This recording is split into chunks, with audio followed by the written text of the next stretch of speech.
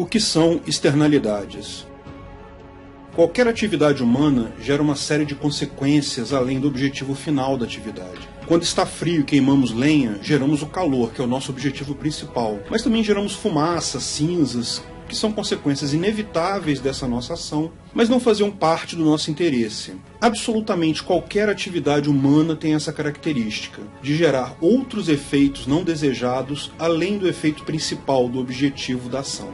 Se essas consequências não ultrapassam a sua propriedade, não afetam outras pessoas, a decisão é inteiramente sua, se você aceita aquelas consequências indesejadas ou não. Mas quando as consequências dessa atividade ultrapassam a sua propriedade, elas recebem um nome, o nome de externalidade. Externalidades são efeitos de uma ação humana que são experimentados por outras pessoas sem que essas tenham participado da decisão dessa ação.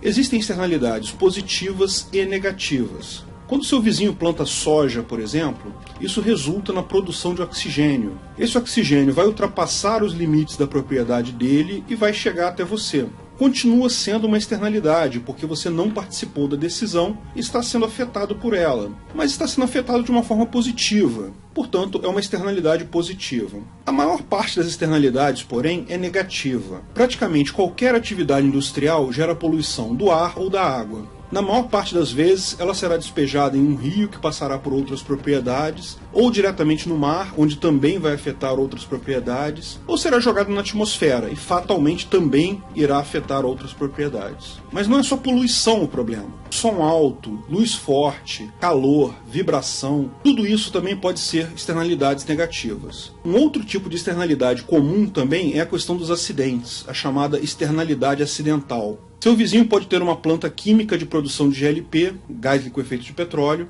A princípio, vamos supor, ela não gera poluição alguma, mas o gás combustível é altamente inflamável. Seu vizinho armazena grandes esferas de GLP próximos à sua propriedade. Existe um risco de haver um acidente lá, sua propriedade ser gravemente afetada por isso. Não é algo que faça parte da operação normal da empresa, mas é sim uma externalidade. O mesmo exemplo pode ser usado para fabricantes de armas nucleares, armas químicas e etc. Qualquer indústria que imponha um risco de acidentes grande. Veja, externalidades são inevitáveis. Elas já existem hoje em dia e continuarão existindo no Ancapistão. Não há como convivermos em sociedade sem aceitarmos algum nível de interferência dos vizinhos. Como explicamos, qualquer atividade humana gera externalidade. Se quisermos zero poluição ou zero risco de acidente, teremos que conviver também com zero atividade econômica, zero energia. Qual a solução atual, a solução estatal para esse problema? O Estado responde a isso com burocracia. O governo estabelece limites para algumas dessas variáveis, por exemplo, nível de som, limite de poluição. É aquela tradicional forma simplista do governo resolver o problema. Não leva em conta casos particulares, não considera os benefícios da atividade principal, escolhe um nível X e multa quem ficar acima. Se você vai montar uma nova empresa, hoje há processos extremamente complexos para fazer o licenciamento ambiental, o tal do EIA-RIMA, Estudo de Impacto Ambiental, Relatório de Impacto Ambiental. São basicamente montanhas de documentos que precisam ser produzidos para tentar provar que a empresa não vai ultrapassar determinados limites de externalidades. Mas quase sempre é necessário também algum grau de convencimento direto das autoridades envolvidas. Esse caminho do convencimento direto é altamente efetivo e usado pela maior parte das empresas brasileiras. Mas tudo bem, você pensa, depois de estabelecidas as empresas, os fiscais vão lá para fiscalizar os níveis de externalidades, não é? Bom, como não é surpreendente imaginar, é uma tarefa impossível fiscalizar todas as indústrias ao mesmo tempo, garantir que elas estejam nesse padrão adequado de poluição ou de externalidade. O resultado é que fiscais raramente fazem alguma coisa. E quando fazem, a via do convencimento direto também é muito usada. Como fiscalizar o som alto, que pode acontecer em qualquer casa dos milhões de brasileiros que existem? O fato é que a atividade de fiscalização prévia é aleatória, não é formal e totalmente incapaz de qualquer grau de efetividade. Como boa parte das ações estatais, visa aparentar aquela casca de proteção que, quando vemos com cuidado, simplesmente não serve para nada. Toda vez que explode um restaurante com gás mal instalado, uma barreira de lama desmorona ou outro acidente acontece, a televisão fala da necessidade de mais fiscais, mais regras, etc, etc. O Estado até responde isso com um pouco mais de fiscalização para manter a aparência, mas logo depois tudo volta ao normal. O fato é, a única forma de você se defender efetivamente de externalidades hoje é você medir a externalidade e entrar na justiça contra o emissor da externalidade. Experimente isso. Seu vizinho está com som alto, ao invés de chamar a polícia e causar um escarcéu que não terá efeito algum, compre um decibelímetro digital ou alugue de alguém. Meça o grau de decibéis filmando com o seu celular o decibelímetro e a televisão ligada passando algum canal aberto. Isso é para demonstrar o horário do barulho. Entre na justiça cobrando indenização. Justiça estatal é demorada, mas você vai ganhar uma grana. E seu vizinho vai parar de usar som alto, porque sabe que você fará isso de novo se ele der causa. Bom, e como seria isso sem o Estado? Como isso vai ser no Ancapistão?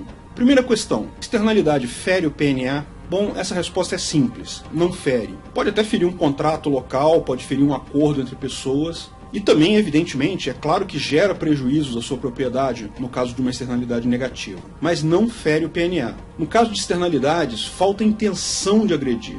A externalidade é um efeito colateral, é algo que não era intenção do seu causador produzir. Mas é muito importante isso. O fato de não ferir o PNA não significa que você tem que aceitar o prejuízo. Independente de ferir ou não o PNA, você pode sim acionar o causador da externalidade na justiça, cobrando a reparação do prejuízo.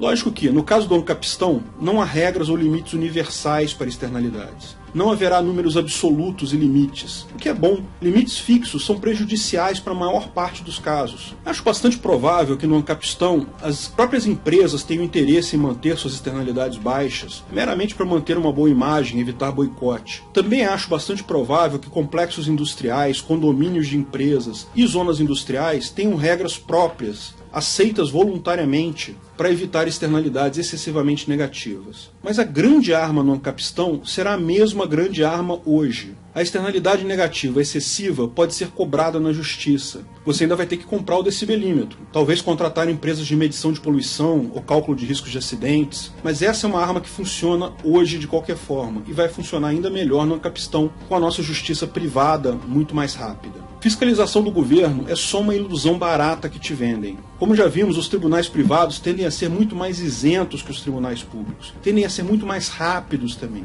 garantindo uma indenização adequada e rápida para reparar o seu prejuízo. E sim, há formas adequadas de calcular limites aceitáveis para cada externalidade particular.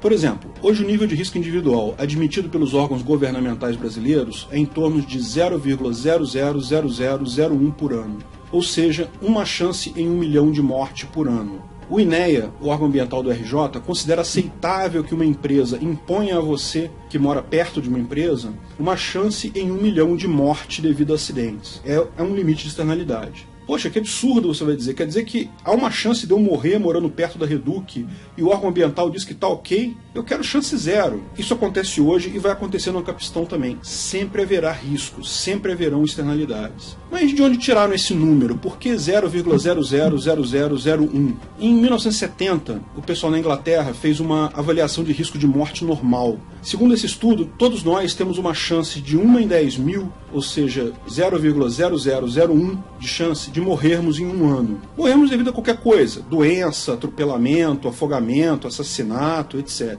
O risco individual natural ele varia ao longo da vida, formando a chamada curva da banheira. O nosso risco de morte é maior nos primeiros meses de vida, até fazermos 2 anos. Depois fica mais ou menos constante em 0,0001 até os 45 anos, quando começa a subir. Primeiro devagar, depois mais forte, formando uma curva da banheira. Esse é o nome que os engenheiros dão. Curiosamente, equipamentos mecânicos como bombas e reatores também têm curvas da banheira, embora, lógico, os valores sejam diferentes. Sabendo que há esse risco natural de você morrer, a ideia é que a empresa só pode oferecer um risco 1% maior do que o normal. Então, 1% de 0,0001 é 0,000001, e daí o limite que se aceita hoje. Mas vocês não acham isso meio estranho? Foi medido na década de 70 e foi medido na Inglaterra. Por que esse valor é usado no Brasil, no Rio de Janeiro hoje em dia? Será que esse valor é o mesmo na favela da Rocinha e numa fazenda em Cachoeira de Macacu? Bom, é aquela coisa, Estado fazendo estadices, normal.